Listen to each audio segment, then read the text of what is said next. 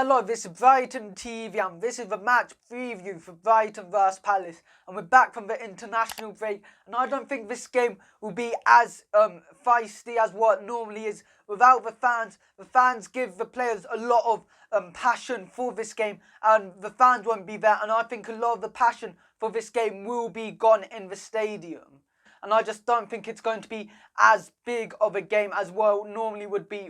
Versus Everton in our last match, it was really poor, 4-2 loss, but defensively so poor. We conceded 2 set pieces, marking for that, where we really should have cleared both of the balls, and it was disappointing that we didn't, and Everton were able to go and score from that.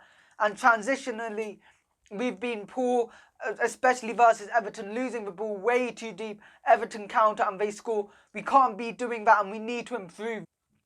And not only defensively, attacking-wise, we need to improve. We had quite a few corners versus Everton, but every single one, we ended up passing it back to the halfway line. And it would make sense if you had Dunk and Webster back, all the defenders back, but we had all of them up front, in the box, and the fact that we didn't decide to go direct into them for them to go and head it in was really disappointing, and that just made us so much exposed at the back because we only had 1 or 2 players on the halfway line. To do that was really poor, especially when losing. We've got to improve our set piece routines.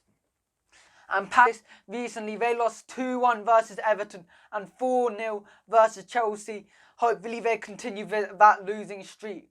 And in them 2 games, they ended up conceding 3 penalties. And I think we need to exploit that, since that could be really key in getting something from this game. Versus Palace, since we've been promoted, we've won twice, drew 3 times and lost twice. Hopefully we get a positive result this time.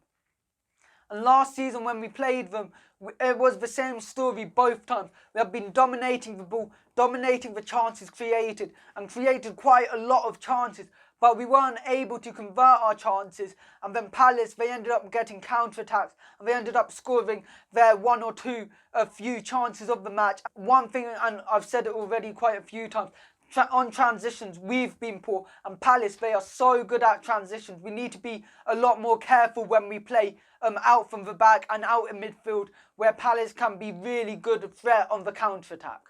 And my lineup for this game, I think it should be a 3-5-2, and that's so then we get midfield superiority versus Palace, and hopefully we do play a system like that. And in goal, I think it will be Ryan, with back 3 of Dunk, Webster and White. And White, he's been quite poor aerially recently this season, but in terms of on the ball, he's been really good and providing cover for Lamptey. The way he does it is really good. Hopefully he continues how good he is on the ball while improving him in the air. And my wing backs, I think it should be March and Lamptey. Lamptey, he gives us so much width on the right hand side, and he's able to give us so much attacking outlet from that, and his pace is also so key in us and ending up defending wise, since he's able to recover, run back to our own half and get the tackles in, and that's why I think Lamptey could be quite key for this game. And on the left hand side, I think it should be March. And March, he's been one of our best players this season. He progresses the ball really well, and he takes on players so much better in the left wing back role. He simply has to start there. And my midfield 3, I think it should be Bissouma, Alzate and Lallana. And Bissouma, I think he needs to sit a lot deeper than the other 2 midfielders. And for him to go and make sure to stop counters, since he's really good at breaking up play and stopping counters, he needs to be further back, deeper. And it also allows Alzate and Lallana to play in more aggressive positions on the pitch. And that could be quite key in us trying to get something from this game. And my 2 strikers for this game, I think it should be Trossard and Maupay. And Connolly, he's due to a fitness test, so that's why I think he won't play. I don't think he should start, especially after how he played versus Everton. It was quite poor versus Everton. He didn't do that much movements versus Everton to go and get into good spaces, which he normally does, and it was really disappointing from him. And Trossard and Maupay, I think playing Trossard with Maupay, it could be quite good and Trossard, as a striker, he's quite good at that, especially alongside Malpe. Both of them are really fluid together, so that's why I think both of them should start. And Malpe, he started the season really well with 4 goals from 4 games.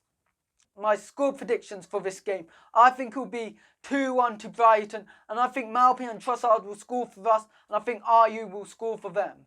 Don't forget to like and subscribe to Brighton TV and follow us on Instagram.